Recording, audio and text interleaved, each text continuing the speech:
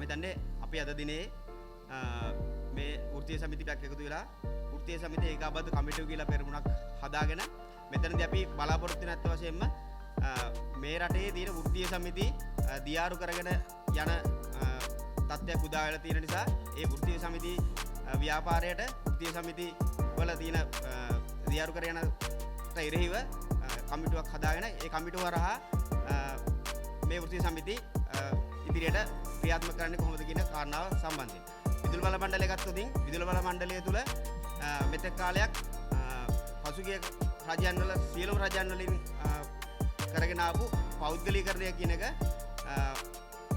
නවත්තලා දාලා මේ වෙනකොට අලුත් පනතක් හඳුන්වලා දුන්නා විදුලි බල මණ්ඩල පනත ආදිවාසී විද්‍යාලය අංක 36 කියන පනත පසුගිය රජය විසින් එතකොට පසුගිය රජයන් වලට සාපේක්ෂව මේ දැනට පවතින රජය මාතෘකාවක් ඉදිරියට අරගෙන ආවේ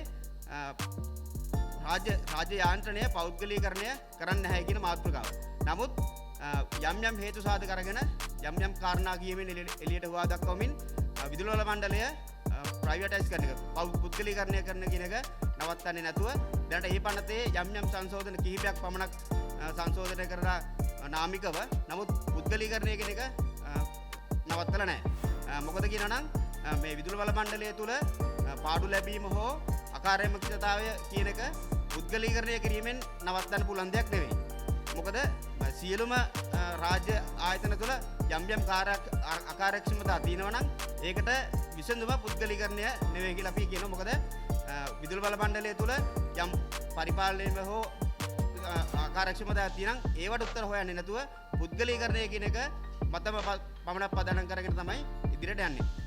කලින් සහෝදරවරු අදහස් දක්වුවා වගේ විදුලි බල මණ්ඩලය තුළ පාඩලා බන්න පළවෙනිම හේතුව තමයි විදුලි බල මණ්ඩලය තුළ තියෙන අකාර්යක්ෂම සේවය. ඒකට මේ කම්කරු මේ සේවය කරන සේවකයන් කිසිම අදාළත්වයක් නැහැ. මොකද විදුලි බල මණ්ඩලය තුළ 107ක සම්පූර්ණ ආදායමේ 107කටත් අඩු ප්‍රමාණයක් තමයි විදුලි බල මණ්ඩලයේ සම්පූර්ණ සේවකයන්ට පඩි ගෙවන්න දැනට යන්නේ. එතකොට ඉතුරු 83කට වැඩි ප්‍රමාණයක් 85කට වැඩි ප්‍රමාණයක් තමයි විදුලි බල මණ්ඩලයේ විදුලි උත්පාදනයට සඳහා වැය කරන්නේ. එතනදී අපි දැකපු දේ තමයි විදුලි බල මණ්ඩලය තුල ජෙනරේෂන් ප්ලෑන් එකක් සහ ජෙනරේෂන් එකක් හදිසි මිලදී ගැනීම ගන්නකොට ඒවා ගන්න මොනවා හරි ආයතනකින් මිලදී ගන්නකොට ඒකට මිලදී ගත්තට පස්සේ පසු විපරමක් කරන්නේ නැහැ. එනර්ජි ඔඩිට් එකක් කරන්නේ නැහැ. ඒක තමයි පළවෙනිම හේතුව අපි දකින විදිහට මෙන්න මේ විදුලි බල මණ්ඩලයේ පාඩු ලබන්න පළවෙනිම හේතුව. එතනින් එහාට කතා කරනවා නම් අපි වෘත්තීය සමිතියක් විදිහට දීර්ඝ කාලයක් තිස්සේම මේ ප්‍රතිවගත කරන කියන එක වෙනුවෙන් පෙනී සිටියා. මොකද විදුලි බල මණ්ඩලයේ ප්‍රතිවගත කරන වෙන්න ඕන කියන මතය ඉන්නවා. හැබැයි පුද්ගලීකරණයෙන් තොරව දැනට පනතක් හඳුන්වා දීලා තියෙනවා. ඒ පනතේ ප්‍රතිවගත කරන කියන එක සම්පූර්ණයෙන්ම සමහර තැන්වල ගොඩක් දුරට කරන්න පුළුවන් දේවල් තියෙනවා. හැබැයි මේ ප්‍රතිවගත කරන මුවාවෙන් මේ පුද්ගලීකරණය කියන නම ගාවගෙන පසුගිය රජයන් වලදී ක්‍රියාත්මක කරගෙන ආපු ඒ ක්‍රියාදාමයන් කිසිම අඩුවකින් තොරව මේ දැනට පවතින රජයත් කරගෙන යනවා. ඒක නිසා අපි වෘත්තීය සමිතියක් විදිහට මේ පුද්ගලීකරණය කියන එකට සම්පූර්ණ විරුද්ධයි. නමුත් ප්‍රතිවගත කරන්න විය යුතුයි කියන මතෙත් ඉන්නවා අපි. ඒකට කොහොමද කරන්න කියන යෝජනාත් අපි මෙතෙක් කල් අපි දීලා තියෙනවා. පුද්ගලීකරණයෙන් තොරව ප්‍රතිවගත කරන්න කොහොමද කියලා.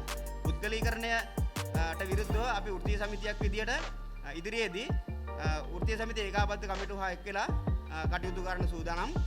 එතනදී අපි මම හිතන්නේ මේ තවත් වෘත්තීය සමිති සෑහෙන ප්‍රමාණයක් අපි සමග එකතු වෙලා ඉන්නවා. ඉදිරියේදී අපි මෙතන ගොඩක් වෘත්තීය සමිති මේ රට තුළ වෘත්තීය සමිති බොහෝ ප්‍රමාණයක් මේ රජය ගේන්න උත්සාහ කරා සෑහෙන දායකත්වයක් ලබා දුන්නා. නමුත් ඒ වෘත්තීය සමිතියම දියාරු කරගෙන මුළු සමස්ත ලංකාව තුළම වෘත්තීය සමිතිය දියාරු කරගෙන යාමේ යාන්ත්‍රණයක් ක්‍රියාත්මක වෙනවා. ඊට එරෙහිව අපි අනිවාර්යයෙන්ම නැගී සිටින්න